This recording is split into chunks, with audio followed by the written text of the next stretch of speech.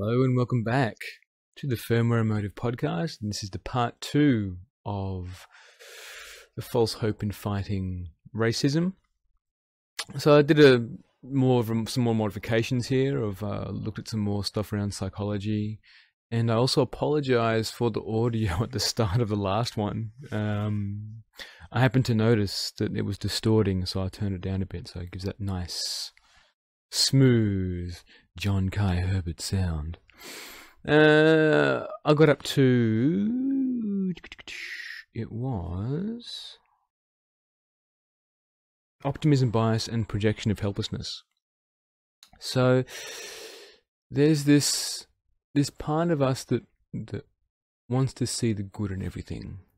And there's this part of us that doesn't like feeling sad or helpless or that we have no control over our world to make it better. So part of what we do is we have like this optimism that all we just need to do is just do this. Like, I just need to do this and then all the problems of the world will be sorted. I just need to do this and these people will be free. These people will feel these people will feel more part of the tribe, more part of us. And then in doing that, like in order to do that, in particular in the framing of like racism and a lot of the stuff that comes out of gender studies, you've got to put the other person in a position of helplessness. Like you need to see them as a victim.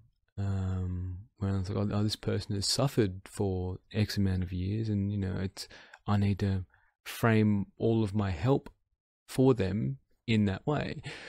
And I feel like this is where, like, creating activism and activists from this discipline isn't very helpful. So like in a healing world, as you're a coach, if you're a coach or you're a therapist or something along those lines, like you need to hear somebody's narrative and then have compassion for them and also see their greatness. So I don't feel like there's an element of that container that is expressed in gender studies. And I see that in how they argue around when you contradict whatever's been taught about oppression and white supremacy and all this kind of stuff. Drama, triangle, and blame. So following on from that, like in order to create this paradigm, you've got to have the drama triangle, where you have to put someone in the position of a persecutor, and you've got to put yourself in the position of a rescuer, and then like you question the rescuer of their motives, and then they become the victim, and just like it's never ending. So just having a sip of water, and it's just you can't stop it, and it spirals into chaos. It spirals into this race to be a victim. Like everybody wants to be a victim, so then the persecutor wants to be a victim because it's like, well, you're doing this to me, and you're doing that to me, and you're making me feel this way, and then then the rescuer wants to become the victim, and then it just becomes this cycle of like, oh, we can't stop it. Well, you can stop it, you just got to not get involved in it. And it takes a lot of shadow work to acknowledge that when you're becoming a victim, a persecutor, or a rescuer. And I'm not perfect. Like I feel like there's times when I fall into either the trap of like the rescuer or the persecutor, and the victim. Like you at some point you hit all corners of the triangle, and it's, oh, well, what am I doing? Okay. Intersectionality is something that's spoken a lot of in this world of racism, and I touched on some of it in the realms of class and religion and what part of the world are you from, what kind of tribe that you belong to, if you're a man, if you're a woman, if you're a transgender, if you're all these things. And what happens is, like, the reductionism in this is part of the patriarchy. So this is a patriarchal system of reductionism, of looking at intersectionality, where you're trying to find the most oppressed portion of the society, and it could be like a black lesbian woman living in Iraq, that's had yeah. So that could be like the most oppressed class or most oppressed person is that, and they have the most oppression points. This ties in with like the oppression Olympics concept, where you get more, so you get more of a voice if you're more oppressed. Your opinion matters more when you are the most oppressed. And I feel like this is where like the reductionism in this, where you start giving a voice to people that fall under this banner. And then like credibility and skill set and whatever you, however you get your skills and your reality testing of life goes out the window. It's purely about this standpoint theory of how oppressed you are. And it has merit and it doesn't. Like I feel like it's thrown a lot of how we see credibility on its head. And I think it's important. Like this I think all what we're going through right now is important to explore, like, and question like what's actually going on. Now, the second part of this, Occam's razor. So you can do your own research on Occam's razor. However, I will touch on it. Like, it's usually the most simplest explanation is the one you go with, basically. Where like all of this stuff of reductionism, and I think that Occam's razor is just like people just need to look at their shit. Like people that need help need to be able to have access to get help, and then people that want to fulfill that help need to choose to fulfill that help by trying to shame people into helping other people, or trying to convince other people that their life is something that it isn't. It's a trap. It's a trap. You've got to keep your own authority. You've got to know what your soul's journey is. You've got to know what lights you up. You've got to know what inspires you.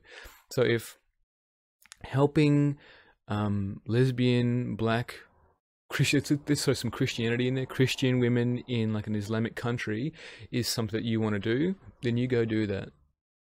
You help those people, because that if that feels like, if that's what lights you up, then other people will follow you. Your passion to do that can also light other people up. However, in like gender studies and the feminist movement and like Black Lives Matter and all this kind of stuff, that's these movements that shame the other person for not being a part of your mob.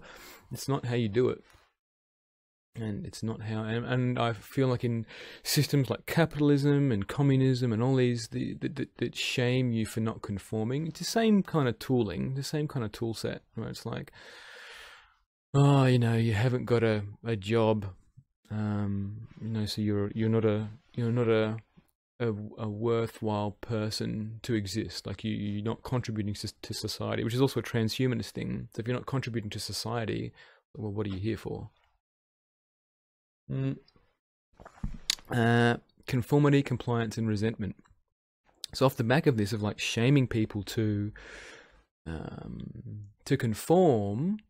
No, there's another. I'll touch on this on the next slide actually. But when you force people to conform, there's resentment there, and that undertow of resentment like comes out. Like it gets suppressed and repressed, and it lashes out. So you might, in people that jump online and choose like an anonymous account, or like have something that removes them for any accountability, you'll see like all this undertow of resentment, which can manifest as like some form of like white supremacy, or like black power, in the form of like Antifa as well. So like you have like to conform, or to have like you're not allowed to express your opinion. It can result in like these kinds of maladaptive and destructive behaviors, and you also need to know what your triggers are. Like know what's going on. Like if your anger is about somebody else's injustice, like, well, like is that injustice really real? Like go speak to some people of color and find out. Look at the ones that don't see racism as an issue. You know, so I think it's important that if you're on one side of the fence and you're really advocating to be on that side of the fence, you need to look at the other side of the fence and go, what's actually going on here? Which actually took me to a lot of research. This whole podcast has taken me through a lot of research. It's been really fascinating. Really fascinating. Again, I've got another part of this slide here. Social constructs and class. So that ties in with the reductionism component of things, where like you have class, like depending on what money that you earn, depending on what your social standing is, like the shoulders that you rub, like fame or politics. So it's part of like this whole concept that people are above you or below you. Social dynamics, tribal dynamics, hierarchy. And I mentioned before about like the resentment and then the conformity and compliance, like guilt as a motivator. So a lot of the Antifa and feminist movement and gender studies and like the Black Lives Matter uses guilt as a motivator, and white guilt is one of these things where it's like, if you haven't done research about like your privilege, you know, you aren't really a healer, or you aren't really someone who deserves to be in a position of leadership. If you don't know trauma-informed therapy, you know, you're doing the world a disservice. And it's like, no. It's like, I feel like when you attack people like that, like, it doesn't really help. And you actually put them, you know, you can push people away. So the people that would actually be really beneficial about it, you know, you just push them away. So, and you also disempower people that you want to empower by putting them in this position of victim. Straw Man and the Art of War. So the Art of War is a tactics book on war. It's an old book. And straw man is a logical fallacy where you create, in an argument, you create some other issue, and instead of engaging the person directly with their argument, you create something else, and then you try and make the argument about something else. So let's do an example. So like the Black Lives Matter movement, for me to create a straw man around it, I would say, what about all the violence that black people are doing? You know, or what about all the white people that are killed by police? And so, well, what's the reason for Black Lives Matter? You know, it's part of the gender studies movement to prioritize racism and divide and conquer, and create a white power class and a submissive victim black class, black subcategory. Instead of dealing with like and calling it racism, you charge, you label someone as racist when they could purely being prejudiced or bigoted. So racism is systemic. So if everybody believes in a thing, like, and I'll jump over to apartheid when I touch in history, like, that's some pretty fucking hardcore racism. That was systemic. Now, the next thing, the Prussian Olympics, a race to the bottom. So when I spoke before about like what is the most oppressed. So it's like you're trying to find like, and there's actually online tests you can do to find out how oppressed you are or how privileged you are, and you can Google those, and you get a score. You get a score out of whatever the test is about how privileged you are, like whether you are. And these are all arbitrary metrics based on a patriarchal system to divvy up the population.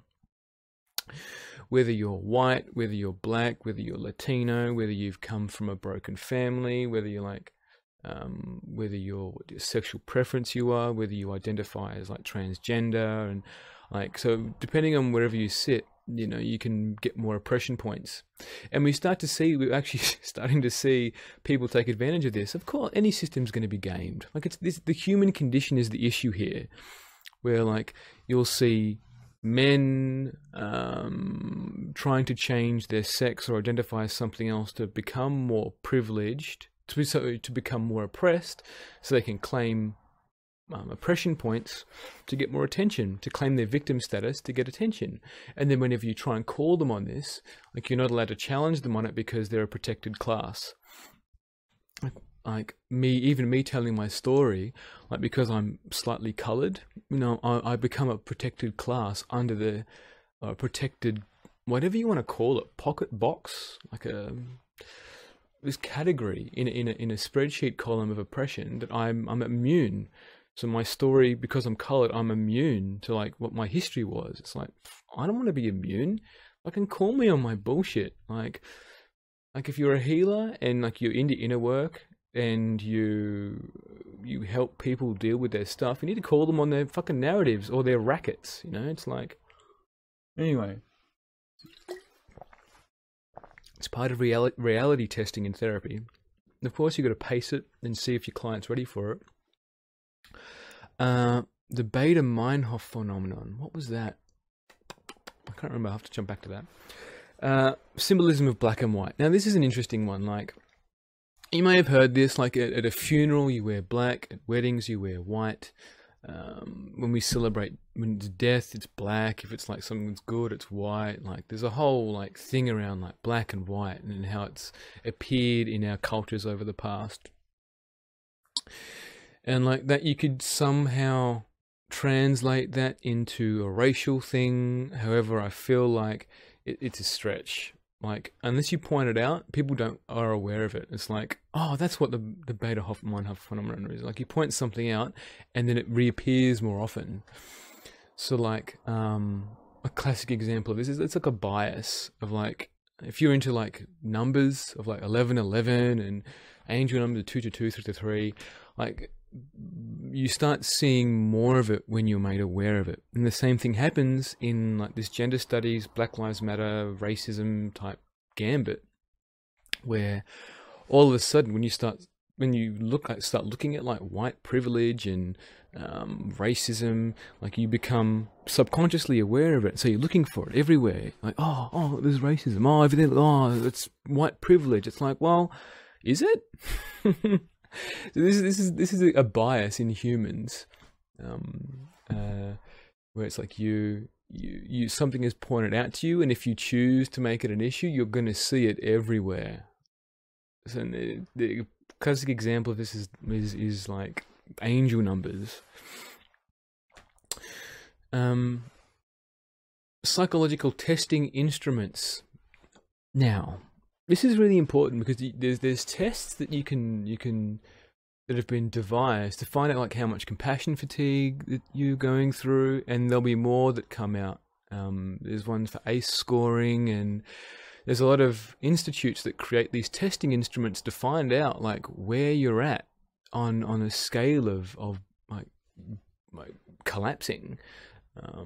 So like if you're interested and you're looking for a way to like trying to weigh up like where your biases are at or where you're feeling, like what's going on for you in this time, or using it for clients, like I feel like these are things that could really help to try and gauge a reality test, like what's going on for you or people in your world. Gaslighting, for those that aren't familiar with gaslighting, it's like telling someone something trying to reprogram someone that their reality isn't their reality, and it comes from a movie. I think the movie's actually called Gaslight. Maybe, no, I can't remember what the movie's called. But basically, this husband is like slowly turning the temperature up in a room, and his wife's saying like, "Oh, isn't it getting warmer in here?" I think this is how it goes. This isn't getting warmer in here, and the husband goes, "No, it's not getting warmer in here. It's just you. You know, you're just tripping." So like people that stand out against like the gender studies movement, and the discipline of gender studies in general, it's like you're just trying to gaslight the population and telling them, oh, yeah, this white privilege exists and there's systemic racism everywhere. Yeah, it's a rich tapestry. Repression. So when you aren't allowed to speak your truth, you feel repressed. It's damaging to the body. Groupthink. Groupthink is where you have to conform to what the current narrative is, and then you get swept up in the mob. Like I see a lot of people swept up in the mob at the moment around like the Black Lives Matter. I don't know if you know this. Like the guy that was supposedly killed. And I say supposedly because Like, you're being told by mainstream media that he's dead, and the people, the EMTs that took him away, weren't in EMT uniform, and the guy that did his private autopsy was the same guy that did Jeffrey Epstein. So, like, and depending on how far down the rabbit hole you want to go, like it could have been, the whole thing could have been a complete false, just a thing to stir up the population. Exactly the same thing happened in France. Like, an officer suffocated another coloured man, exactly the same way. So the whole thing about groupthink is that you end up abdicating your own authority to follow the masses. And this is exactly what Hitler did. It's exactly how a number of atrocities and genocides in Rwanda, like what people do. You know, if you're not with us, you're against us. And even with the quarantine, like people not wearing masks, like people would lose their shit over seeing someone not wearing a mask or breaking the social distancing. However, like, now you've had like thousands of people out protesting, and that's okay. Like, what happened to social distancing? You know, what happened to like distancing each other to stop spreading the virus? Conflict theory is a new thing that I added here, and conflict theory is really interesting. And there's a video that I'll link to in the references from Rebel Wisdom. And they're a really good YouTube channel for understanding what's going on. And I only recommend going there if your heart tells you to. If your heart tells you to, like, just ignore it. Like, you don't need to go there. It's more information. It's just you're gonna drown yourself in. Then don't do it. Like, it really isn't necessary to try and understand everything. Like, just, if it's more of a case you just want to feel your feelings of the chaos, and feel your feelings of the chaos, and then get back to what you're doing. Like, it doesn't do it if your heart feels right.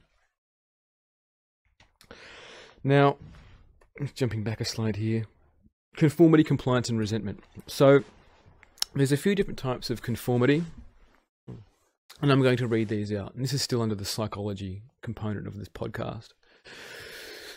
It says normative conformity involves changing one's behaviour in order to fit in with the group. There's informational conformity, and this happens when a person lacks the knowledge and looks to the group for information and direction. There's identification, which occurs when people conform to what is expected of them based on their social roles. And Zimbardo's Stanford prison experiment is an example of that. But yeah, that experiment had way too many variables. However, in parallel, Abu Ghraib prison mimic what happened in that prison, and Abu Ghraib is a prime example of Zimbardo's Stanford prison experiment. And Zimbardo wrote a book called The Lucifer Effect, which ties in with the prison experiment and real-world events of Abu Ghraib. So yes, his prison experiment is like under huge scrutiny and criticism. However, you see the same thing happen in Abu Ghraib. Compliance involves changing one's behavior while still internally disagreeing with the group. And then internalization occurs when we change our behavior because we want to be like another person. So, like, if you're complying with movements and you are unaware of your own inner authority, like that, this is what causes disease. Like, if you're a healer and you talk about like being in disease and like being out of integrity and all this kind of stuff, compliance is part of that. So if you're following a group of people and you don't know why, red flags. What's going on? Why am I being told to do something? You got to start taking ownership of your authority. Let's have another sip of water here before we jump into history.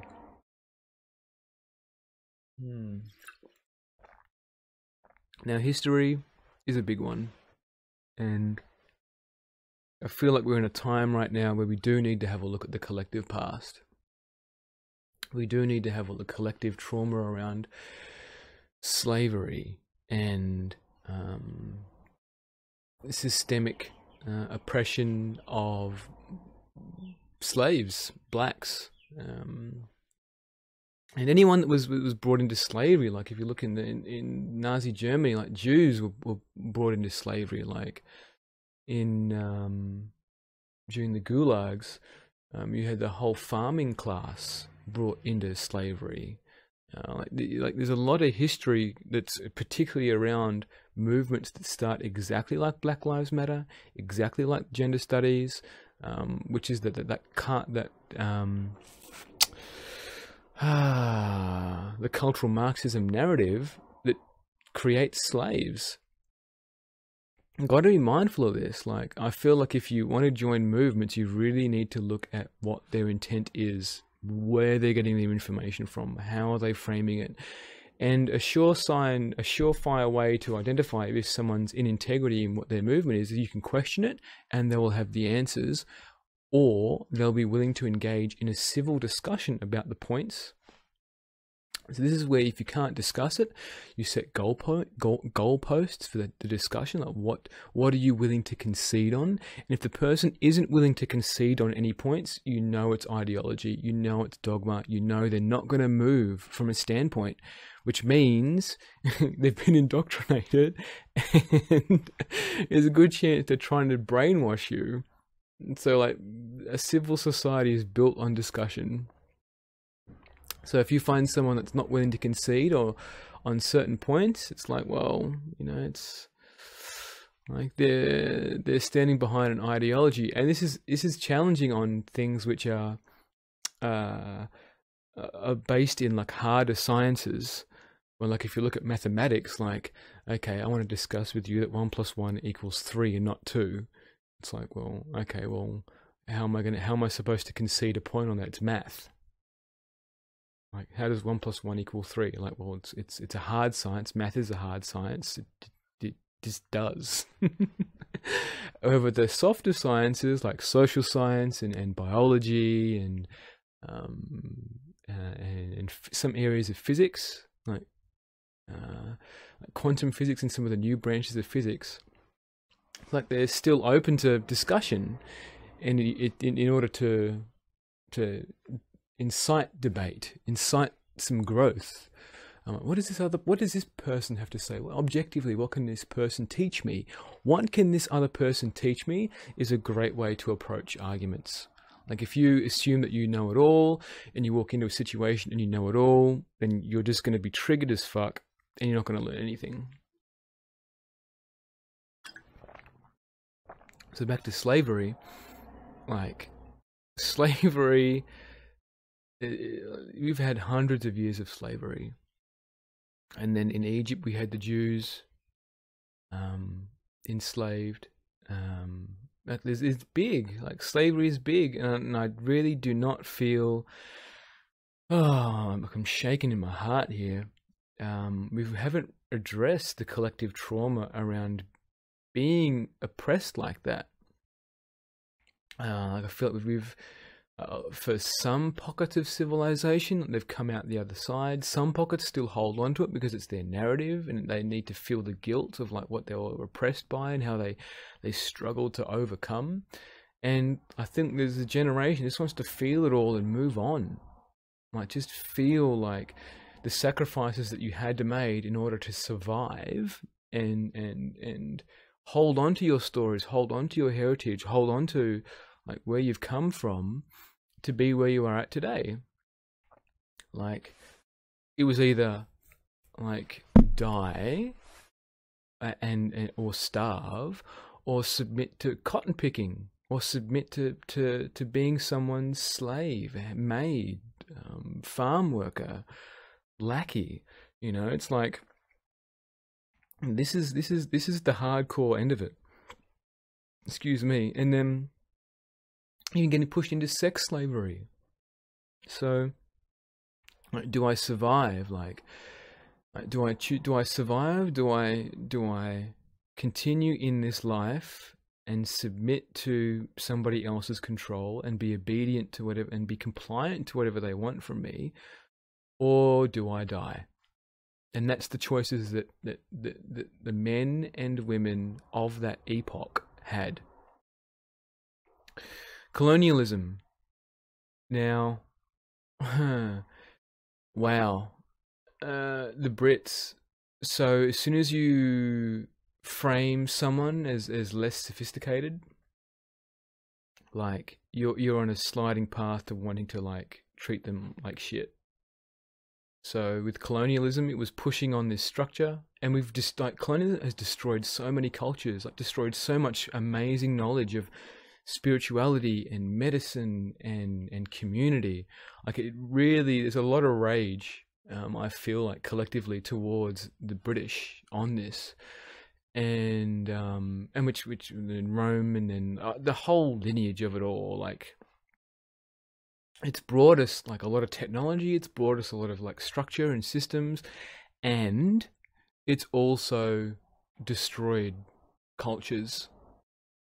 Cultures that the information we will never get back, unless you want to try and like sift stuff from the Akashic records, but you know, even then it's down to discernment of your channeling.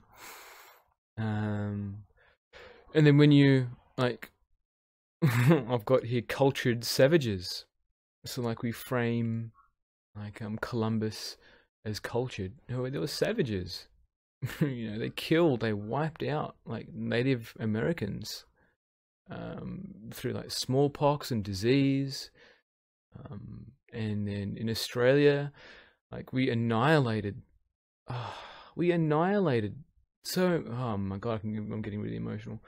We annihilated whole tribes, and we annihilated a race. We've annihilated races, and under the guise of like we were more cultured than they were. And this is where like the crux of it is authority and power, and it doesn't matter what colored skin that you have. As soon as you place yourself on a position that you know more than somebody else, and you have the ability to control their resources, that's the crux point. So what gender studies has done is it's looked at history and gone, oh, it's white men that have had all the power, therefore white men going forward have all the authority and power. Wrong. If you look at like if you look at people like Obama and what's her name, Christina Rice, I can't remember her name, and some other people, like people that are coloured that are in positions of power in like the World Health Organization and the UN, like this is a human condition thing, where when you get power, you will use it to get more power. You will use it to stay at the position that you're in because power feels good. Having authority feels good. So addressing the shadow of that is like super duper important. Otherwise, you're just repeating the past, and you're trying to persecute. You're trying to put a white person in the persecutor role, and then putting everybody else in a victim role.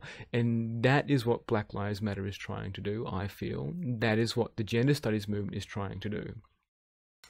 So you've got to tease apart, like, what's the intent here? Really, in order to make this all work, you've got to have accountability. And this is where the justice system's falling apart. So there will be black judges, there will be black officers, there will be coloured people that are in positions that are refusing to speak up. So justice is the glue in our judicial system. The only way we can exist and be civil is that our judicial system works. Without justice, when you start corrupting authority and power, it doesn't matter what skin color you are, it doesn't matter what background you are, what language you speak, what religion you subscribe to, what clothes you wear, how you cut your hair, what car you drive, what postcode you live in. As soon as you allow for injustice, doesn't matter what the laws say, like as soon as you allow for injustice, this is where the judicial system starts to fall apart, and your belief in a political system starts to fall apart. And this is where movements around identifying other peoples as a perpetrator can overturn and become revolutions.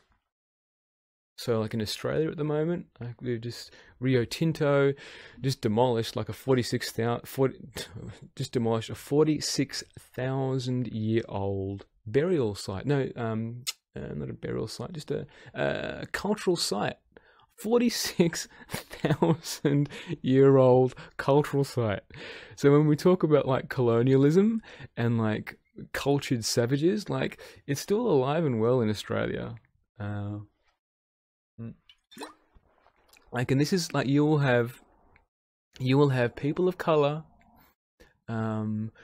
working it in to get this push through. You will have maybe at least 1 or 2 people of color in this that have approved, blanketly approved things. I guarantee you will have people that fit into the oppression Olympics, like high points category, that are approving this, are a part of this whole system. So you can't, by saying like it's white people and white men, it's like it's more than that. And you're being lazy. I feel you are being lazy, and you are trying to output and project your rage onto a portion of the populace that doesn't have any control. Pejoratives, passive aggression. I spoke about pejoratives before. So the history of like calling someone like a nigger, or like even like associating people with movements. So I've done this, like just in this podcast, like associating like everyone in Black Lives Matter movement all believes what I'm saying that they believe. Like I'm sure there's people in Black Lives Matter that just want justice. So for them, this is a justice movement about seeing like police brutality being curbed.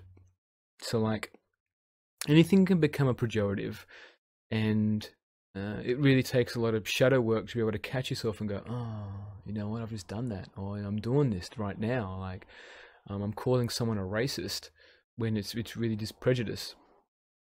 Like I'm calling someone a racist, and racism is systemic, and is being a bigot. Like they haven't traveled the world, they haven't been to like the Bronx, or haven't been to like the projects and seen what goes on there. And like if you look at some of these videos right now of the Black Lives Matter movement, some of the colored people that are people of color, whatever the current double speak language is around why they're against it, there are some fucking articulate black people, like, and you would not, like, looking at them, judging them, you would not assume they would know the depths of what they know about what's going on in reality. So like all of the stereotypes aside, like these are our brothers, these are our sisters, and they also know what's going on in regards to the hyperdimensional component and people that are using this whole thing for political gain and manipulating you. Just another sip of water. The Irish. So, I'll just jump back. Dehumanization. Dehumanization is the first step into war. So if you look at wherever we've embarked in war, the first step is to calling someone like a nothing. Like in Vietnam, it was like dehumanizing the Vietnamese. In Australia, it's dehumanizing the black people as savages. Everywhere, like you dehumanize, you take away their humanity. And I feel like the overarching thing in all my podcast will be like, it's about taking away your humanity. So like dehumanizing you, and in doing so, you dehumanize everybody else that you look at. And then authority and power is the other dome, which is part of the human condition, like inner work people, inner work. Because you might find yourself in a position of power, and we see it now with healers and coaches like pushing the same agenda, and they do not know what they're doing. They're pushing for something that's got a much richer tapestry than what they're doing. So the Irish, and like they were an oppressed and ridiculed class, and they're white, so they I'm pretty sure they wouldn't subscribe to like this whole white supremacy thing. Like it was the English that were coming at the Irish. So like there's some history there too. So to generalize, it doesn't help to generalize. Apartheid. So apartheid in South Africa ended in 1990. 1990. And I recommend doing some more research on apartheid. That was some racist shit. Like that's where like blacks were treated like lower class citizens, like they still had like segregation. Blacks were paid less. Like black Indians were paid less than certain denominations of the patriarchal, however you divvy up people, were like paid less. Like the Italians were paid less, and just nuts. Like apartheid's recent. And that was systemic oppression. Apartheid, look at that. Like it's just saying America's got systemic oppression like apartheid. That was like white nationalist was apartheid. White supremacy was apartheid. 1990. So the collective trauma around that will still exist. There will still be people on whatever spectrum that need help. I feel to help look at that oppression, look at that, the trauma that came from that space, and the vitriol and the hatred that some Afrikaans still have towards blacks. And it's still there. And it's suppressed at the moment. Like there's a lot of anger there. Like whites were being killed, blacks were being killed. It was fucking chaos. So, like, no.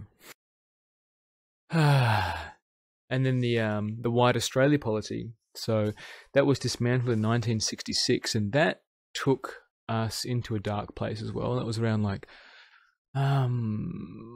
Asians, allowing Asians in, and yeah, it's still very recent. Like, and there'll be more to Australia, which I'll touch on afterwards when I specifically talk about Australia. But a lot of this racial divide stuff is young. And I feel like there's definitely a component here for healing and growth, and to take into consideration, like, there are people that will not want to change. And in trying to force them to change, you will create what you fear. Economics. Next slide. Now, this is the gender studies is a multi-million-dollar industry, and prejudice and bigotry is also a multi-million-dollar industry. So keeping people impoverished, keeping people stuck in a position of inferiority is a multi-million-dollar industry. Trying to convince people of diversity and that white men are horrible and men are horrible and that the police are messed up is a huge industry, and you have a lot of people donating to it, and a lot of them are not-for-profits, which means that when they claim that not-for-profit status, that it's coming out of your tax dollars. So, like, wake up. The keeping people poor is a huge issue. So, money traps, poverty traps, is where you put somebody on like welfare, and then when they start earning a little bit more than what they are currently getting, they get taken off it. So they have no safety net, no nothing. And I feel like economically, like how we look at supporting people that want to get out of their financial rut, and it is a rut. There's a tipping point that you get to, and then there's like an escape velocity of your finances. And I feel like doesn't matter what race, yes, coloured people and people that are not white have a harder chance of trying to escape this rut because of just the collectivism of the culture and the crab mentality. It's something that needs to be looked at. And I feel like when you make that racial divide, you're actually missing out on everybody's greatness. Like, there will be people that are just humans in general that really want to escape this poverty trap, and they just can't. And it could be related to addiction, could be related to like family trauma, it could be related to not having a father, which is another huge one. Something that the gender studies movement will not explore is how important fathers are in a child's upbringing. Reparations, this is something that was tossed around for a while, like how do you repair, like how do you apologize and then make good for multiple generations of trauma? And it's something that can be explored. However, I don't know if you can actually like put a dollar amount on it. What I feel is like, if people want to heal, that you have therapists and healers that are willing to access that trauma and help people move through it. Because like the cost, like the ACE scoring of having people that are stuck in poverty, trauma, domestic violence, neighborhoods that just energetically are just not healthy, is in the billions of dollars. Hundreds of years of slavery. Yeah. So a lot of what we know today was built on the backs of slave labor. And this is like, even like that children used to work in coal mines. And it wasn't until they all got organized and stood for something together as one unit that changed. And I feel like it's something that needs to be acknowledged, the years of slavery, because it is still trapped in the bodies, trapped in the hearts and minds. It's trapped in objects like statues, it's trapped in memorabilia, and it's something that's like the dirty past, the dirty underbelly of colonialism and where we're at population wise, like how many Indians were slaughtered, like how many Aborigines were like slaughtered, led to their deaths, like marched off cliffs. Like there's definitely an issue there that needs to be addressed and felt, and then we can move on from it with the way the academia, the discipline of gender studies works, and the whole cultural Marxist playbook, because you keep bringing it up. You keep bringing it up, keep bringing it up, keep re-traumatizing people over and over again. You manipulate them into doing things that are not them. It's part of the hyperdimensional component. Broken window fallacy and externalities. So there's a concept around like you need to fix the window. Actually, I'm probably going to butcher this.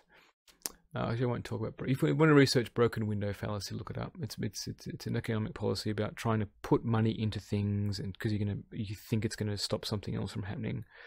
But the externalities of like welfare, for example, like conservatives, typically conservatives, traditional conservatives want to take people off welfare, and they feel like, you just got to put in the hard work to move past it. And yeah, sure, there might be that component, and I also feel like there's some love that can be injected there. Like, you have a face-to-face with, you don't treat a person like a number. You have a face-to-face with them. You actually have someone that's handling their case with love and compassion and understanding, and you can get them out. Like, we can pull people out of quote-unquote poverty, we can give them a sense of purpose, we can heal multiple generations of trauma, we can put them in, help them to create families, loving families with the parents that are prepared to be parents. Like, I feel like we can create this, and it's not going to come from the gender studies movement and where cultural Marxism is going. Attention economy. So with technology, and I'll touch on technology as well later, it's really challenging to get people's attention. So right now, it's the more extreme things you do, the more attention you get. So like with Black Lives Matter, it's like protesting, the mainstream media jumps on it. The more destruction you cause, the more attention you get. So it's like it's never-ending escalation of trying to find how can we get the public's attention, how can we wake up people. So I feel like that's where, like, the attention economy, we're heading to a point of exhaustion, I feel. Like, I think a lot of people are exhausted of being plugged in, and the people that aren't aware of just how exhausted they are. Gentrification. Now, gentrification is where you have a pocket of a suburb that would be considered low socioeconomic. You might have drug issues, you might have public housing, and then someone will come in, whether it's government, whether it's a religious organization, whether it's some other kind of what you could call quote-unquote higher socioeconomic sector of civilization or the local community, come in and try and clean up, quote unquote, clean up the area. And this is something that you could put under like a banner of like bigotry or potentially racism, and it's also part of like our economic system, like capitalism, where like you want to change an area and you invest in it. However, I feel like when you just invest in property, like you're not investing in the people that are there. Like you can price people out of housing, you can price people out of all kinds of things. They had some kind of stability there, and you push them into other areas where, or other parts of the country where it's harder to find a place to stay, and you can push people out onto the street. It's like gentrification. It's not illegal. And I feel like we could look at it from a loving and ethical standpoint around like, well, or a moral standpoint around, well, what are we doing to this area? Like, how can we support the locals if they want support? Again, you can't save people. And if it's a calling that you feel like you need to do to work in an area and clean it up, quote unquote, clean it up, then great. If it's coming from your headspace, well, I question the abdication of your authority to the matrix programming of like, no, you got to keep building houses, you got to keep doing this, you got to keep like whatever it is, the script it is that you're running. So if it's in a heart space, good. If it's not, what are you doing? And then statistics. So statistics play a huge role. So statistics are really important in guiding where you're spending your energy. And again, like they're not always perfect, and sometimes they are skewed, and statistics require a breakdown of race. Actually, they don't require it. People want it. So data in, data out. Data in, data out. So whatever you want to record, you've got to make sure you're putting it in. Otherwise, you're going to get mismatched data out. So statistically, like crime-wise, black on black crime and white on white crime is the highest. I know that's definitely in America. I don't know what that is for Australia. Probably worthwhile me checking that out too. So those statistics are important to gauge, like, well, where is the most of our energy best spent if we're looking at crime? And it's black on black, white on white, which is a humanity issue. Like, it's your humanity. The only reason you'd hurt somebody else of your own tribe is because you don't see them as your brother or sister anymore, which is I think is like part of the fundamental issue. Biology. Now, the brain as a sense-making device. We're capped here. The brain can only ingest so much, and you go down the path of reductionism and weighting things, and this is where we're at right now. There's so much information. Trying to sort what is fact from fiction, especially in soft sciences, is challenging. Like, we see like a white person hurting a black person, okay, all right. Then we see it's a policeman hurting a civilian, okay. Then like the brain is already making judgments. And then we try and look for statistics, we try and look for things. It's like the brain has got us far, and it still will take us far. And I feel like you've got to start listening to your heart. Like, is getting yourself involved in this movement where you're supposed to be. is getting yourself trying to fight racism where you're supposed to be. Otherwise, it's just a distraction like anything else. Attraction.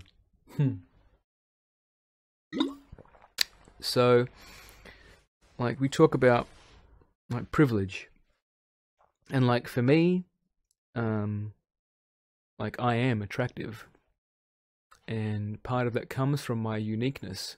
Like I don't look like other people, I don't look like other men, so there's like this uniqueness and like general handsomeness about me that people find attractive, and I don't know what I would have looked like just white. However, there's something that comes from being colored that's like fetishy, and like I'll pay that. Like I'll have that. Like I like attention. So when like privilege wise, when we talk about like a attraction in regards to privilege, like there's contextually there's all different kinds of privilege. So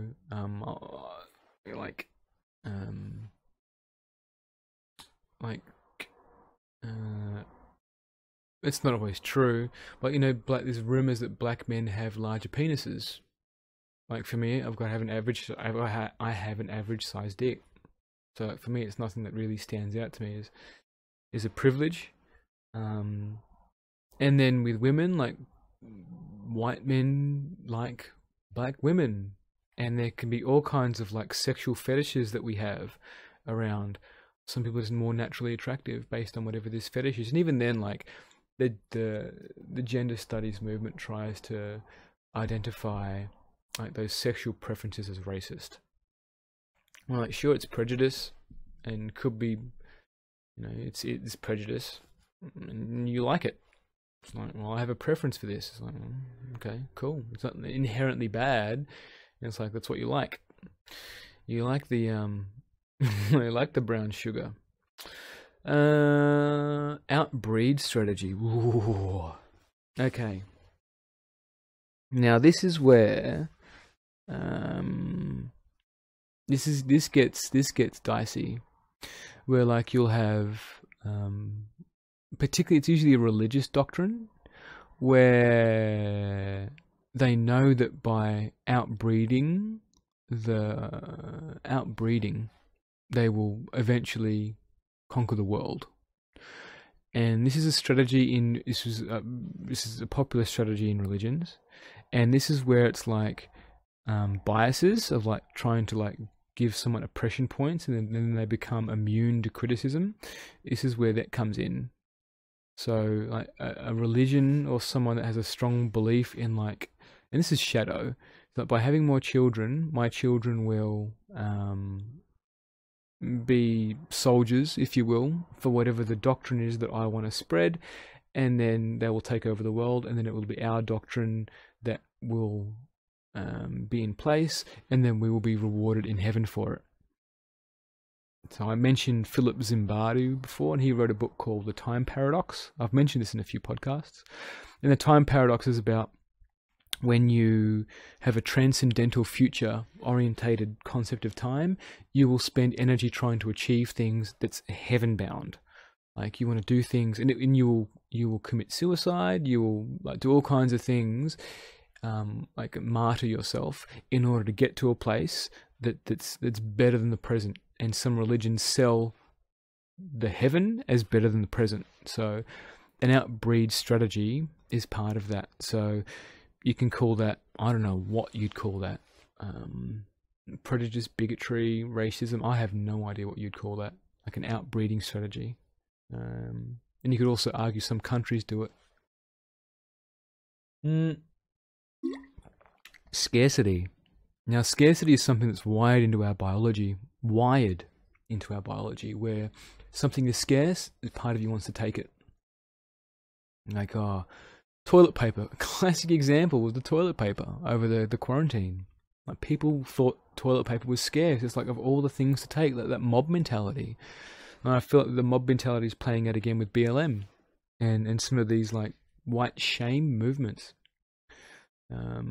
When you create like this concept, you take advantage of like these biological trends within us, In scarcity wise, like it's something that will make people want to kill and deceive and a whole bunch of things. So with money in particular, like when you create money as a scarcity, people will lie, cheat, steal. No, it's built in. Jealousy, justice, rage, grief, and repression. So all of these things are deeply rooted into our biology. Like siblings get jealous. Like no one teaches you jealousy. Like injustice, again, like if you're told something, if you were raised, like for me personally, I was raised the eldest. And there was one set of rules that I was raised on, and then another set of rules that my siblings were raised on. And for me, that was like injustice. It's like, for me, like, this is bullshit, you know? Why have they got a different set of rules to me? So it's like, that sense of injustice causes anger or rage. And then rage in part of biology, like, we don't cathartically release that well. And we jump online, we jump in protests, we do things, and we write things on placards that make no sense because we're angry. And when you don't know peace, when you don't know how to discharge, when you're living in a spiritual bypass place, you don't know how to deal with your rage. Like you kind of disown it, or you create a narrative like, oh no, this is the lesson here and my rage doesn't belong in me. Fucking bullshit. Like the rage is important. You're in a body, like just own it. Same thing with grief. We have real issues in trying to hold grief for people. Like we want to try and save them. It's like, oh, it's not that bad. Oh, it's not that bad. Oh, he was a good son. He was a good dad. You know, he was like, you know, you just let the person grieve. Let them feel. And then repression. So like, I feel like when we started to move out of these slavery dynamics, like there's a lot of repressed anger there and grief. And that comes up in the body, comes up in like depression, comes up in wanting to like drugs. Like a lot of people that smoke cannabis, weed, have repressed a lot of their feelings. Now, don't get me wrong, I feel like using drugs to help pressure valve inner work, I think is important. Using it as a bypass is not. So that's up to you how you want to navigate that. Biology, we are not equal. We are not. We are, as a race, a human race, we are equal. Like we are all here. Learning lessons, doing whatever we do, trying to survive, trying to make a difference, trying to raise families, like all of that. However, we all have different traits. Like biologically, testosterone gives you greater bone density, how you respond to oxytocin in relationships. There's a whole bunch of stuff that is different. And you might find that like in the Olympics, you will see a clear divide between certain ethnic groups that perform better in certain tasks, in certain skill sets. It's like, oh, is that prejudice? Is that bigotry? It's like, well, no, it's genetics. So there's definitely a component here where we're trying to make everyone equal, and there's certain people that is good at certain things. What I feel it boils down to is giving people a chance if it feels right. And that comes from a heart space. Like looking at a CV, like actually there was a study done on this where people with white names and black names, people with white names got more callbacks than people with like black names. So I feel like there's definitely something in that, and it can be a prejudice around like what's in it for you, like what feelings come up for you when you hear these names. That's what needs to be addressed. Not trying to tell someone, oh, you are racist. You need to like behave this way. You're just overlaying another script of how someone needs to behave, and it's just compliance. So it's going to show up in the body in some kind of illness anyway. Can I trust you? So a lot of what we do, a lot of the biology, a lot of the viscera, how your body responds to stimulus is like, can I trust you? Am I safe around you? So your body knows if you're going to be safe around someone. So it doesn't matter all the like books you want to read about gender studies, race, like race history. Like, all it takes is for you to be alone in a room with a person that you've had you don't understand, you don't know, for all of your bigotry and prejudice to come out. Doesn't matter whatever the fuck you've read. You've got to deal with the emotion when you see an Aboriginal person or someone of African American descent, or someone that doesn't look like you on the ground, like looking at you. What do you feel? And this could also include people of various socio. And if you see someone that's on the ground with a money bag or like a cup or something asking for money, like, what feelings come up for you? So it doesn't matter how you want to virtue signal, how you want to like parade yourself as some woke human. If you don't know what you're feeling when you see someone that doesn't look like you or feel like you or activate you in the way that makes you, that you're expecting to be activated in your body, that's your shit. Look at it. If you're into inner work, look at it. And if you're not into inner work, I recommend getting into it.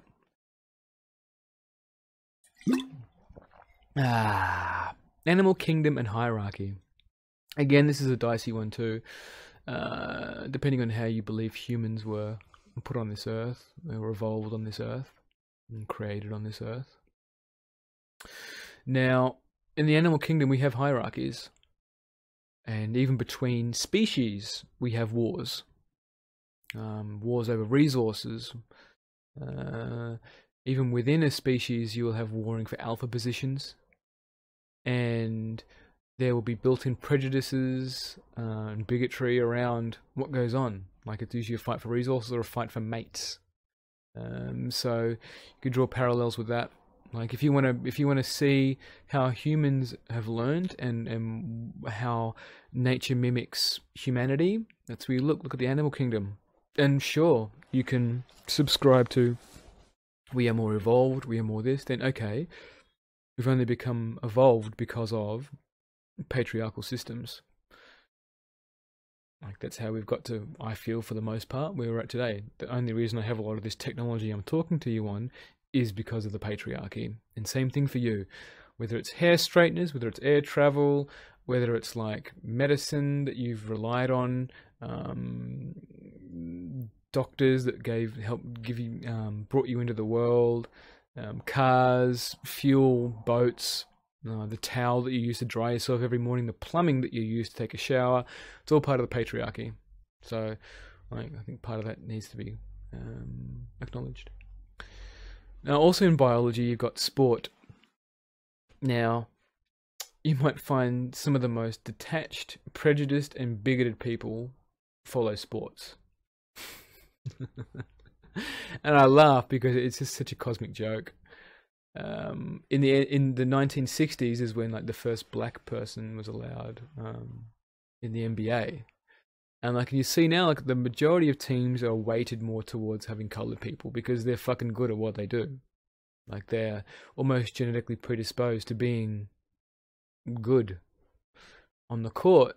And there could also be a component of like black community getting behind blacks on the bread and circus that is sport. Like, sport is as many of the health things that come out of sport, like exercise and bodily anatomy and like massaging and deep tissue and musculature. There's also a huge bread and circus behind sport, like a distraction. Like in Rome, and I may have mentioned this in other podcasts, like what was it called? The amphitheater. And like towards the end of Rome, the fall of the Roman civilization, there was like gladiator battles, and the gladiator battles were only there to appease the mob. So it's this bread and circus, like it's entertainment. Like, give them their bread and circus and you can control them. So sport's part of that. You know, what's your intention? Like, check in with yourself. Like, if you use it, if it's something that's a hobby for you, if there's something that's in it that's detaching for you, where you need to like unplug and just not think about the world, which I get. I understand that. If it becomes more like a religion for you and it's something that you follow more than taking care of yourself and looking at your shadow, what are you doing? You actually like if you don't enjoy your job that much that you need to spend that much time escaping, I question like, what are you doing in your life? Or don't question it and be whatever you feel like you need to be. Education. So STEM, which is kind of what it stands for. Science, technology, engineering, mathematics. Can't remember. But STEM is like the slang for all the scientific education programs. And I think encouraging, I can't remember why I put that there. It might come back to me. Research, children and trauma in education. Oh, okay. At the moment, so what's happening is we've got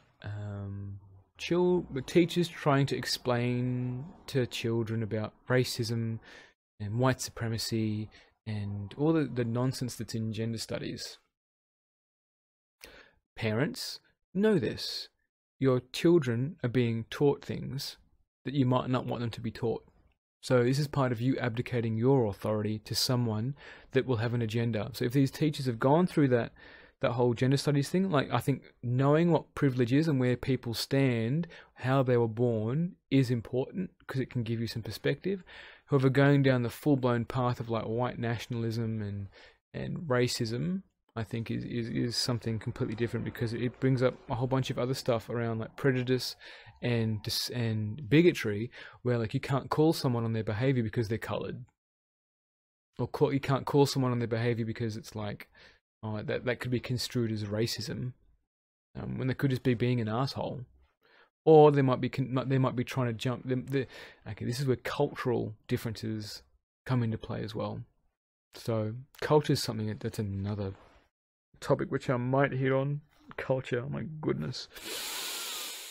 So, like education-wise, that when you start teaching children about trauma and the past trauma of the past, like Aboriginals and Native Americans, it's like you're unlocking a trauma body. Like this stuff happened, so accountability for that, and teachers are already well above their empathetic capacity. Teachers have their own shit that they are not taught or trained to deal with. They're not. So here you have teachers which do not have any kind of qualifications around or ability to discharge whatever they're feeling. A lot of them drink, a lot of them escape. And then you're unlocking a trauma body in children and they do not have the container to hold it. So you're giving teachers therapeutic license, a therapeutic space to practice, and they're not prepared for it.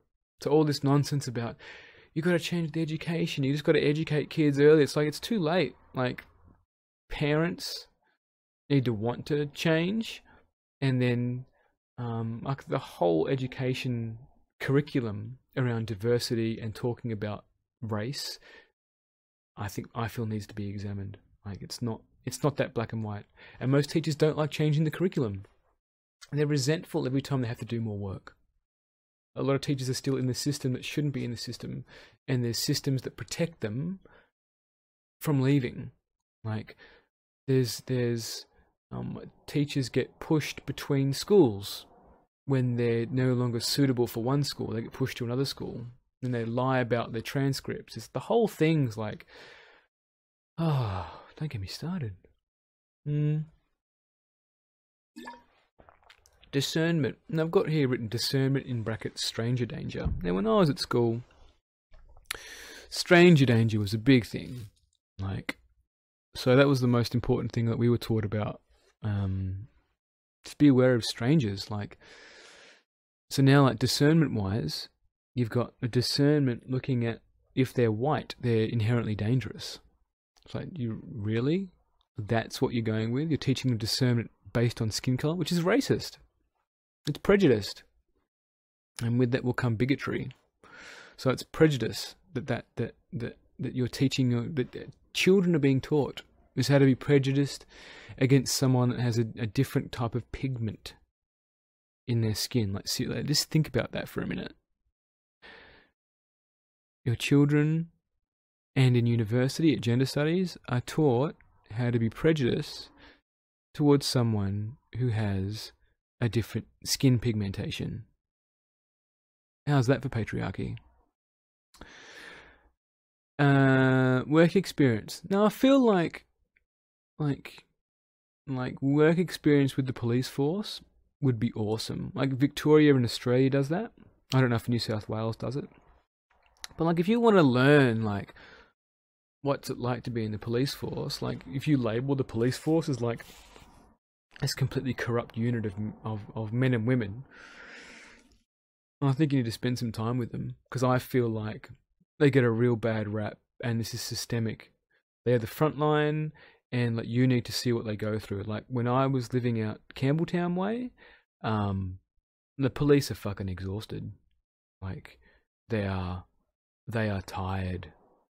I feel like they are overworked, underpaid, and understaffed, and that is an issue because that's a perfect storm.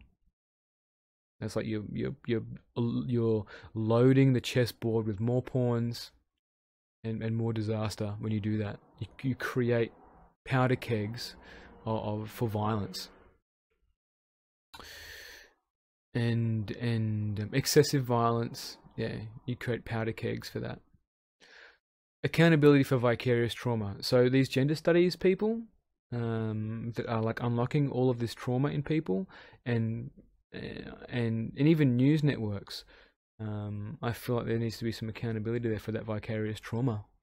What is vicarious trauma? It's trauma that you listen to, like someone tells you a story, and then you take it on board. Like I know a lot of therapists, a lot of healers that listen to people's stories will know this. Maybe they haven't got a word for it. It's also part of compassion fatigue as well. That you take on this other person's shit effectively. So like for me, like I'll have a bath, I'll go into nature, like I'll go and do my own thing to like shake off, like it's not mine. It's not mine. Like I hold that space for the person and I empathize, and then you got to shake it off. The general public this is being used. You are being used in this trauma state to jump onto movements that you've abdicated your authority to. So just be mindful of that. Diversity is a gold standard. So right now we've got like, what's it called? Something hiring, diversity hiring.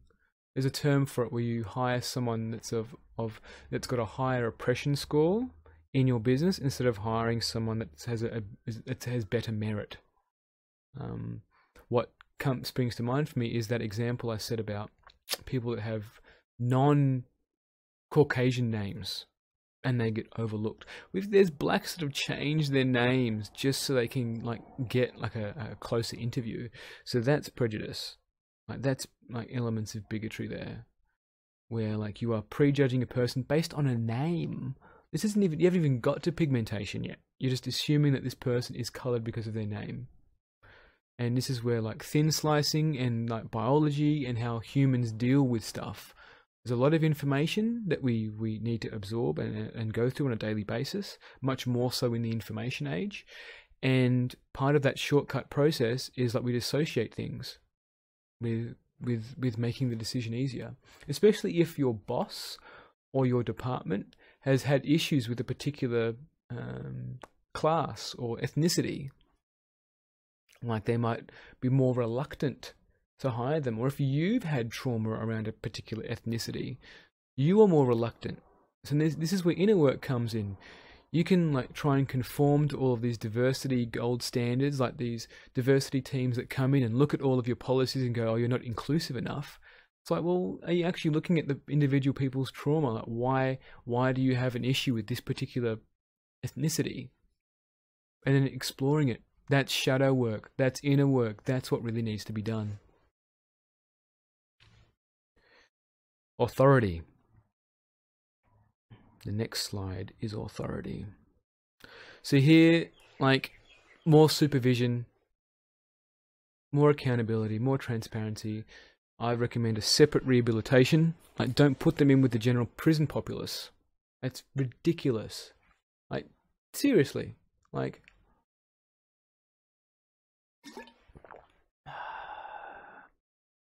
power creep. So Supervision, accountability, transparency, separate rehabilitation, and power creep. So what happens, the issue is with authority, and this is shadow. This is all shadow. So the minute you get someone who has authority, and then like the supervision goes, and the accountability goes, and then there's no like transparency in what their actions are, your shadow will come out big time. So in Abu Ghraib, when the soldiers were assaulting and abusing the inmates, anyone that would report it or be like questioning it was like, oh no, it's like, oh my senior officer said it's okay. Oh, this is what we need to do. So that's an abdication of your authority. Something feels wrong. Something's going, oh, this doesn't feel right. Oh, my superior says it's okay. And this is what happens through all systems. This happens in corporate, happens in not-for-profits, happens in churches, happens everywhere. This is a root of where it doesn't matter what color you are, what ethnicity you are, you put someone in a position of authority, you remove their supervision, you remove that accountability, you remove that transparency, boom. Powder keg, abuse of authority, people are taken advantage of. This is it. That's the root cause, and it's being able to own the part of you that loves being superior, and the part of you that feels inferior, or the part of you that feels like you're going to be shamed for making the wrong decision. Like, it's childhood stuff, and it's one of the hardest things to look at, one of the hardest things to own, and even in the Black Lives Matter movement and Antifa movement, like you'll see that it's authority that's gone mad. You'll see that people are like angry that there's this system of white men that they feel like are at the root of all the issue. No, when you take on board authority and you remove your supervision, remove that accountability, you are the issue. You wear masks, you want to like be anonymous, you remove that supervision and accountability and that transparency. Right? That's why people love trolling people online on anonymous accounts. It's like, if you can get away with something, if you can like get that jab in of your shadow, you will do it. I guarantee you. If you don't own that monster, every single time it'll come up. And then power creep. So when we have these like riots and outbursts that look like they're out of control, there's power creep. And we lose a lot of freedoms to be safe, to feel safe. Like, I'll take away my rights because I want to feel safe. Take away my liberty because I want to feel safe. Like, lock me up in my house because I want to feel safe. Like, force me to social distance because I want to feel safe. Like, there's a whole bunch of power creep that comes on from authority, and I feel at the moment it's very pronounced. Like in America in particular, you've got like the Patriot Act. In Australia, you have like there's a right to not protest, like, and gather and protest, like restricting protest. Like there's whistleblowing laws. Like whistleblowers, like, gotta have them. And I feel like there's definitely a component of wanting to keep whistleblowers, like criticize and jail whistleblowers over the people that they're revealing, is just wrong. Like, this is where authority is scared, and they'll put power in place to try and stop them from creating transparency. Because what whistleblowers do is they create transparency of that triangle. That's supervision, accountability, and transparency. Like, you put someone in there that wants to make something transparent, and you will soon see who are the ones that are afraid that what their actions are have been out of integrity for quite a while. That's why, like, some companies will try and keep their salaries a secret. So it's like, you increase that transparency, it's like, well, why is this person? And maybe that's just a discussion to be had. Like, maybe you take the other person for granted that gets paid more than you. Maybe you don't see what they do, like when they're at home, when they're not sitting at their desk. Maybe you weight certain skills that that person does not as highly as you do. That person may have amazing personal skills. You don't. Personal skills is what brings the money in. That's why they get paid more. Australia.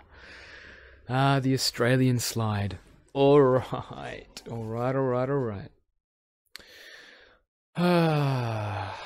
So I've spent most of my life in Australia, and for the most part quite ignorant about the plight of Aboriginals and what has happened to them and where they are at right now. And it's only been quite recently since I've started to be curious. Like for me, like I feel I was quite judgmental. Like I was like of that that mindset of you just got to get up and you got to get up and do it. You know, you got to take care of yourself. And it wasn't until like I was introduced to ACE scoring and bodily trauma that I really like my compassion opened right up. So for me, like the inner work for anyone in general, if they want to like heal from some of this stuff, like sure, if you want to look at intellectual stuff around like white supremacy, slavery, systemic oppression, like if you feel you need to go down that rabbit hole, then good luck to you.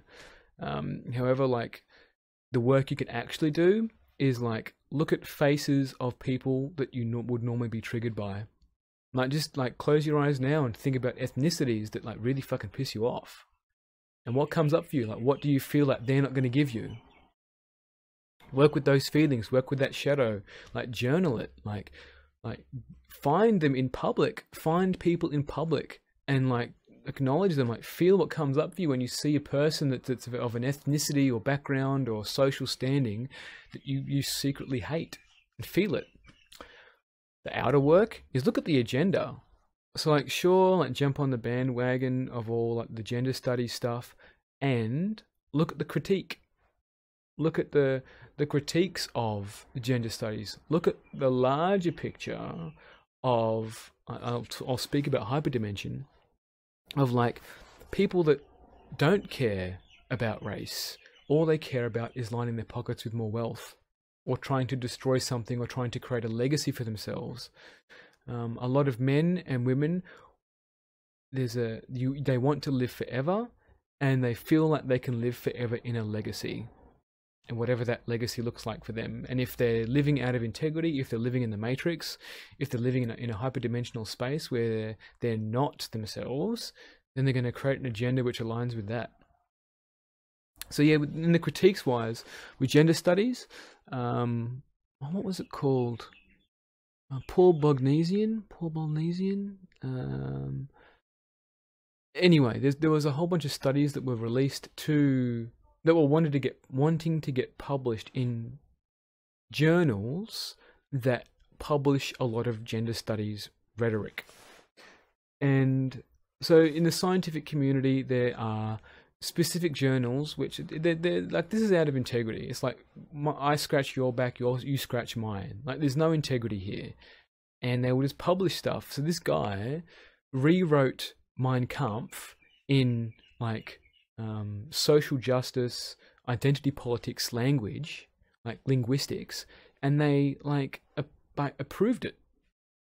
So, and then they recalled it when they realized it was like huge, like fuck up it was. But just sit with that for a minute. So a lot of these movements are founded in rhetoric that is not like checked and balanced. So it's emotionally driven and then it's justified. And then if the media feels like it hits that spot where they can get more coverage, where they can get more people staying on their channel, so they get click through, they get ads, they get like whatever the viewer engagement is, they will use it. They're not your friend. Learn how to discern. In Australia, outer work-wise and agenda-wise, look at the political parties. Like, they don't care. They'll do token things for Aboriginals. They'll do token things, but it's not like right now. Their whole agenda is about getting China in because China's big dollars. That the money is the biggest call card and metric for being re-elected. Like, look at the budget surplus. Like, look at this. Look at whatever it is. China brings that into Australia for the raw resources and education and exports. So it's about money and being re-elected. If you can't see beyond that, I can't help you. Also in Australia, like, check out Black Emu. It's an amazing book. And, like, find your local mob. And only do it if your heart feels like you're called to do it. Like, you might see a local mob member walking around. You might see them gathering under a tree somewhere. Like, don't, like, just unpin that virtue signaling badge of yours and just ask your heart, like, oh, is it correct for me to go over here right now? Otherwise, if you set an intent to just meet some of your local mob, the universe will provide a member for you. They will come along and you can have a chat about engaging in, like, what's going on for them right now. Like, how do they feel like I could help their community? Like, jumping in there off the back of the Black Lives Matter movement and all of this stuff is like, you got to be in it. Your soul and your heart has to be in it. Otherwise, you're just virtue signaling. It's like, get out of here. First Nation, Indigenous, Aboriginals, and Blackfella. So, like, they've had many names, and man, they've been through a lot. Like, and so welcoming as well. Like, it breaks my heart to, like, the level of love that they had for, like, strangers. Like, got off a boat, hadn't seen a white fella before, and, like, just love. And for that to be taken advantage of, I find that it's really painful for me to, like, acknowledge. And, like, the Indigenous Australians that I've spoken to, that I've opened my heart to, like, haven't judged, are just, like, beautiful. Like, they're so funny. Like, they have this humor about life, and this cheekiness that I love. It's so youthful, and they're such beautiful people, and they belong, and they just feel like they belong. Again, like, you got to follow your heart. Like, you just got to do what feels right for you, and connect to the land. So Australia, the land owns you. The land is part of you. You are on the land. So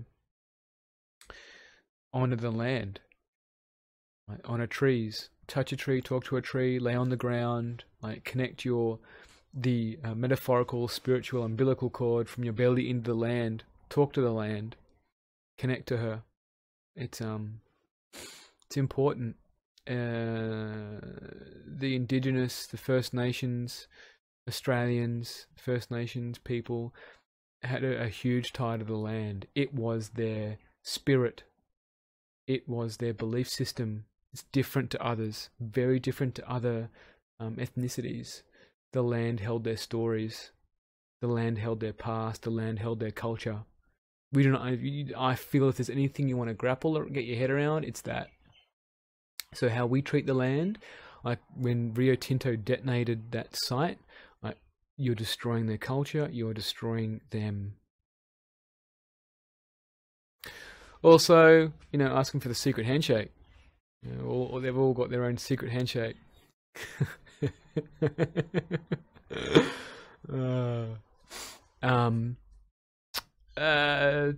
Terra Nullius.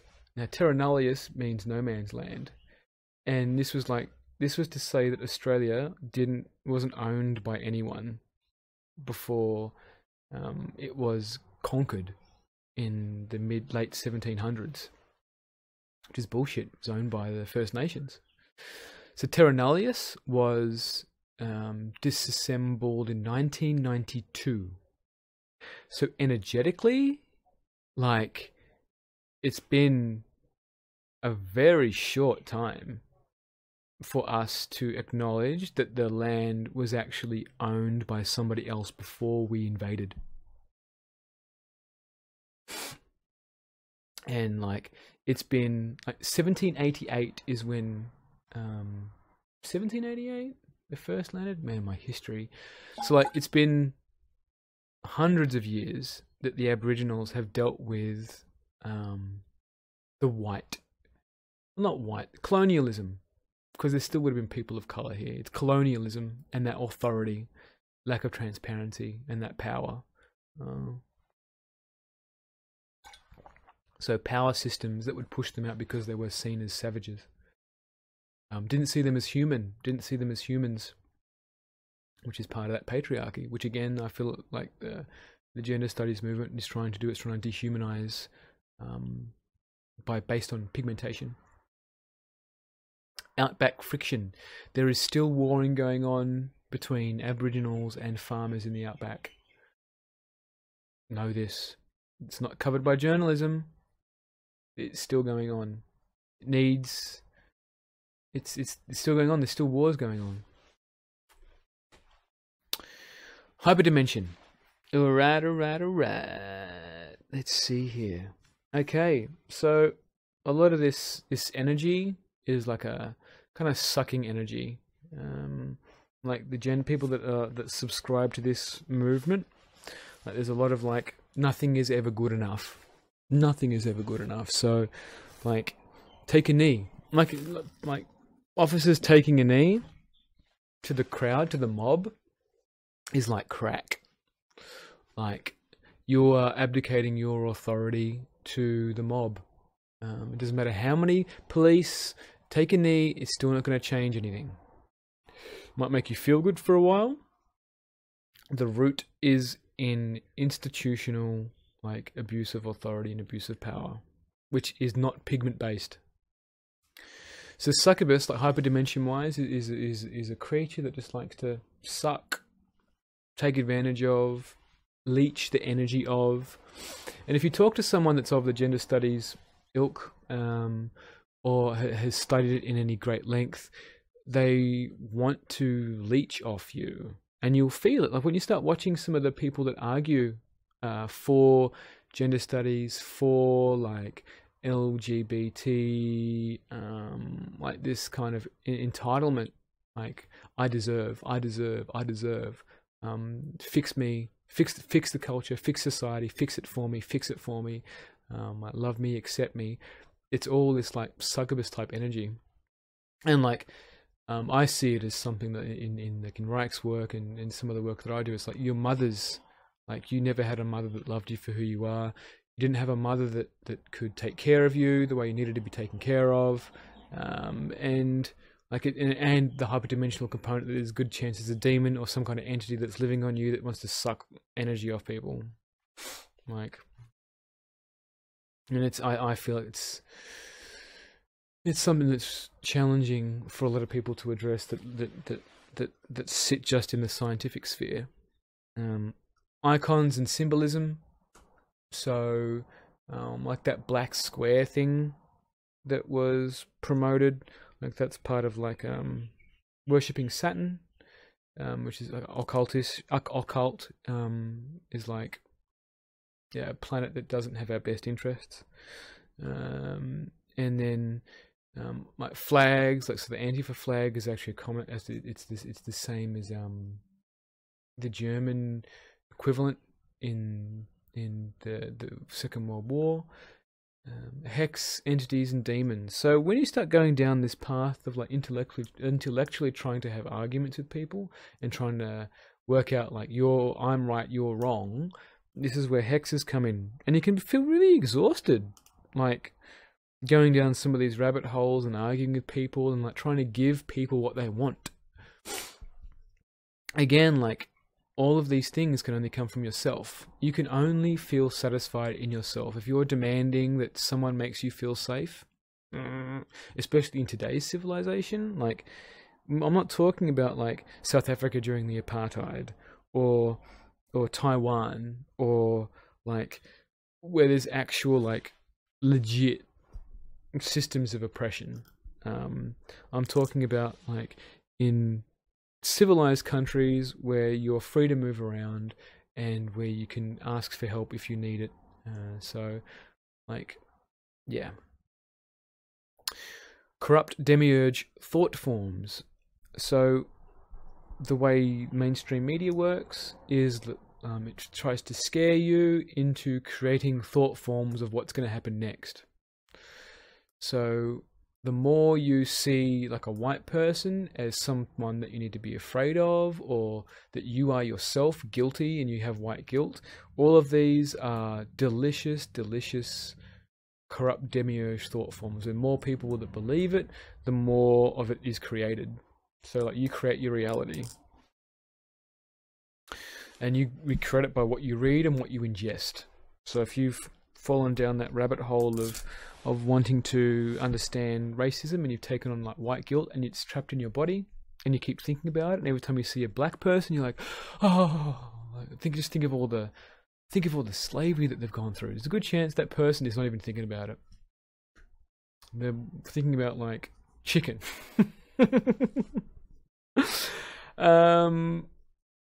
Taking on the collective grief as Loosh, like as I mentioned before, like this whole movement has opened up so much collective grief around blacks and ethnicities that struggle, and then opened up things around white people and like their ancestral grief around potentially having slave masters, being slave masters, or profited off slavery, or like finding out about just how blacks were treated, like whipped, like hung, had their hands cut off. Like there's a lot there. So I feel like all of that trauma that's being unlocked, if it's still in your body, it's Loosh, Hyperdimension, delicious, for those beings that love to loosh off you. And then at a higher level, this is all part of the darker beings' plan, whether you want to call them Anunnaki or whatever, around trying to control Earth, and using Earth as a prison planet to harvest low vibrational energy. Like you're cattle. You are cattle. So the more energy that you spend in trying to solve stuff that's outside of alignment for you, the more of a delicious maxi-bon that you are. So keeping yourself clean, like detaching yourself from what comes up, like watching what you're ingesting, getting demon purges, hexes purges, doing shadow work, lower self work, owning the rage, owning the grief, doing aspecting, or whatever toolkit that you have that involves the body. I think dance has some components. Like I think dance can also become a bit of a bypass. That you are owning what's coming up in your body. What next? Whoa. Is this the last slide? Yeah, it is. All right. So, after this slide is the references. So, right now, everything, like you say something that's against the current narrative, and you'll just call it racism, because racism, you know, this officer beat this child because of racism. It's not yes and no. Like if you look at England, for example, like police will just beat up lads, like pepper spray, like and this is where you get like people of another pigmentation going, what about me? And it's the same like succubus entitled energy. What about me? What about me? You could say that right now. Like if you get a charge off that, like what about me? You know, it's like you got it. You got it. Because racism, so everything gets blamed on racism now. Like no one, there's a discernment between like prejudice, bigotry, and racism. Again, I've used racism in a mixed context in this podcast, and contextually, racism is systemic. Like it's everywhere, and like if you're dealing with a human, like it's prejudice and bigotry. So someone might have a prejudice, and then the next level up from that is bigotry, where it's like the vitriol comes out. Like prejudice could be like unconscious, and is used to make decisions, and has biases in it. And then bigotry is where like you kind of loosh, like you get a thrill out of like vitriol and like colluding against another ethnicity. Humanoids. What next? Humanoids. What do I mean by that? Okay, so we're moving into an era where like race is becoming much less important. Like if you look at genetic mapping at the moment, we're so mixed. We are so mixed. Like for me, genetically, I'm like a freaking soup of like most continents. Like I'm like a milkshake of like most ethnicities and nationalities, and then culturally, I'm middle class English with a bit of Australian middle class as well. And pets and captivity. So, like, how do you treat a pet? Is a pet your slave? Like, how many rights do you want to give our pets? Like, and animals that we keep in captivity? Like, I feel like there might come a stage when in human evolution where we will look at animals and go like, wow, we treated them not as good as we could have. Like, I've had pet chickens before. Like, I've had cats. Well, it wasn't my cat. However, there's a personality there, or maybe I project one on there, like anthropomorphism. I give them human traits, so I project human traits onto non-humans, and I feel like that's something that'll play out over the next 100 years of how we view creatures that we take responsibility for. What I see as one of the biggest things is the oppression of our humanity. Like, and like when we look at money being your contribution to society, or whatever your fame is, or whatever it is, like when we get tied up in that, like we start oppressing our humanity. And when I look at like people that are on like emergency calls or call centers that handle mental health, like you get to have a time limit of how long you can be on there for, and like it's everything is about time versus money, and versus what like return on investment. Like for coaches and people that work in the fields that need to translate their time into conversions, like what's your conversion rate? And like it just like I feel like there's this oppression of being human, and it comes from systems that migrate from when we artisans, where it was like you made a product and like your energy was in the product that you make, to what is your time worth. So like a CEO might be like $1,000 an hour, or $500 an hour, or $200 an hour, and then like your front end staff might be $15 to $25 an hour. And sure, there's skill sets that both of them have, and they both are equally important. One might be more quote unquote replaceable than the other. However, it's in that replaceability that I feel like our humanity just gets like written off, and then when you're told to just do something for the sake of doing it, like people that are in positions of authority, of like, don't care for that person, like just do it, just do your job, like don't listen to their feelings. And there's a time for putting feelings aside, and then there is a time to take it on board. However, like I feel the oppression of humanity, of your humanity in general, that we abdicate your authority, or that I feel like systemically and hyperdimensionally, that's the biggest thing, where like we don't want to listen to our hearts, we want to listen to our heads and justify everything in our heads. Now, some of these riots and people that in Black Lives Matter that have bad actors that have like gone around and stolen goods, like these people now live with those stolen goods. So like energetically, like what is that for you? Like now you've got some kind of karmic debt. Like how can you look at a television or a pair of shoes or clothing that you've stolen from under the guise of being united with your own kin? So it was a lot of coloured people that were rioting. Like their pigmentation was of the same colour of the man that was under the knee of the guy, of the white officer, like George. Can't remember his last name. So it's like George Lloyd. So it's just like, what are you doing? What next? Again, check yourself. Like it's about your relationship with you, your relationship with the world.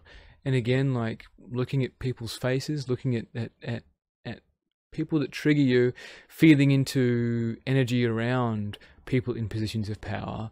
Like, what do you feel like when you look at Trump, for example? Like, what is your shit around looking at Trump? What is your shit around looking at Putin? What is the biases that you look at when you look at Obama or Hillary Clinton or George Clinton or Bush? Like, what are the biases around what you're feeling? Like, are you automatically assuming because he has a smile on his face, you know, he's good? Like, what is it about him that you like, or what is it about her that you dislike, or whatever it is? Like, check yourself. Mainstream media narrative, like, it's going to lead you astray. Like, it's really challenging to find a reliable news source going forward. Looking at like fact checkers, I mean, even like Snopes is questionable. And you can question, like, follow the money, and then it's like, well, is everybody there going to be corrupt? It's like, well, like, how does money corrupt you?